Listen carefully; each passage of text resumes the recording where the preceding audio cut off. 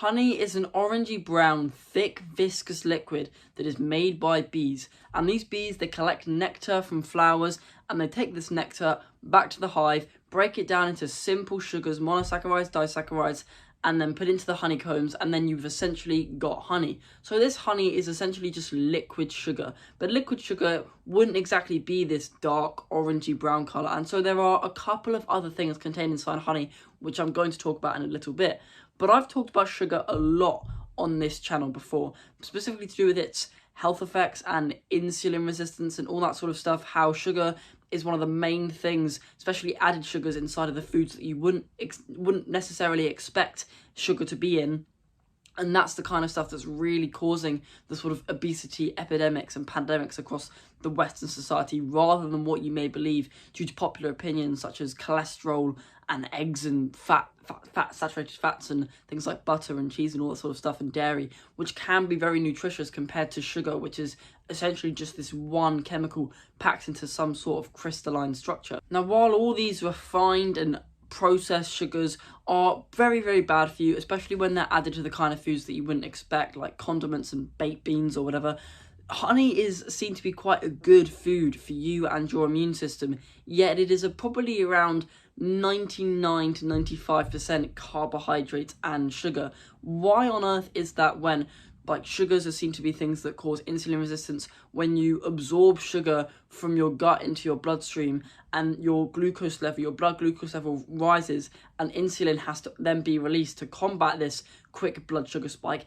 that is essentially what causes insulin resistance. And the fact that honey contains a lot of sugar shouldn't really change that, but it has somehow has some kind of net benefit to your body. And why exactly is that? And so I'll go through what exactly is inside of honey that makes it so good for you. And I'll go through the sugars first, which makes up the majority of the composition of honey. Fructose, the sweetest sugar of all, has around a composition of 38.2% on average inside of honey. And then glucose is around 31%. Maltose, which is a disaccharide, which is two glucose molecules together with a glycosidic bond, that has a composition of around 7.3%. Then you're going to have sucrose, which is a disaccharide containing one glucose and one fructose. That has a composition of about 1.3%. And that's most of the monosaccharides and disaccharides. Then you're going to have things known as higher carbohydrates, which are essentially just things that contain lots and lots more single monomers inside of more of a polymer chain. You're going to have your polysaccharides like starch and cellulose, little bits of fiber in there, maybe some oligosaccharides like pectin and stuff like that, loads and loads of different stuff. And aside from sugar, you're then going to have water. 17% of honey is basically just water as well. The glycemic index of honey is around 58, and if you don't know what the glycemic index is, it is something that is used to measure how much of a food raises your blood sugar levels sort of in a certain time, and sugar is sort of the maximum glycemic index. Now, on the glycemic index, sugar and pure glucose has an index of 100, whereas honey has an index of only around 55, which is basically half, and isn't that much when you think about it. There are things above honey which you'd think would contain way less sugar than honey itself. Oatmeal has an index of around 58, macaroni and cheese has an index of around 64, and then white bread has a staggering 70, which is insane. So honey, when it comes to how quickly it releases sugar into your bloodstream, and therefore how much it can potentially cause some insulin resistance, is actually quite low. But why is that?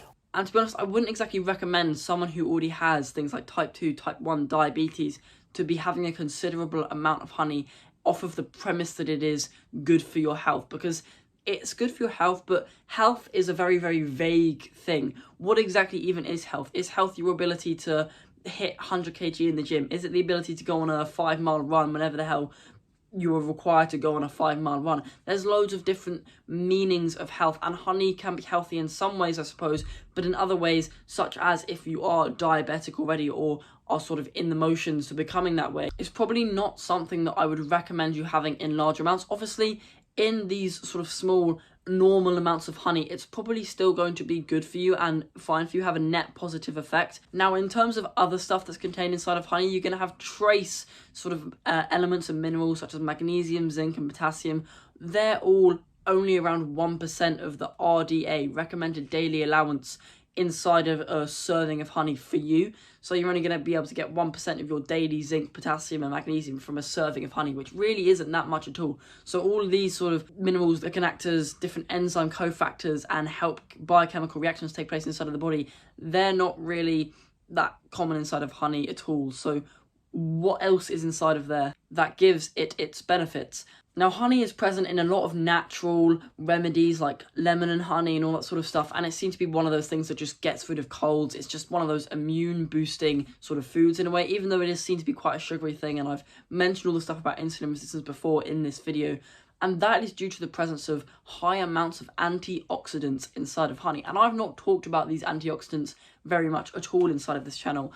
And I've got a couple more videos coming on to do with other antioxidants that aren't contained inside of honey. And those are different chemicals completely in different classes and stuff like that. Now, a class of these antioxidant chemicals are known as flavonoids. And there are many, many other classes of chemicals that can do all the stuff that flavonoids do, but the function of these antioxidants, and there are loads of antioxidants in general, and I'm pretty sure honey contains a flavonoid or something that has like a flavonoid based structure that is the only way you can get that specific kind of flavonoid. And having all these sort of really rich chemicals that you wouldn't find at all in processed foods is very good for you at all. And what these flavonoids and antioxidants do is they pair unpaired electrons, and unpaired electrons are known as free radicals, and free radicals are reactive as hell, and they are the things that cause aging and oxidative stress.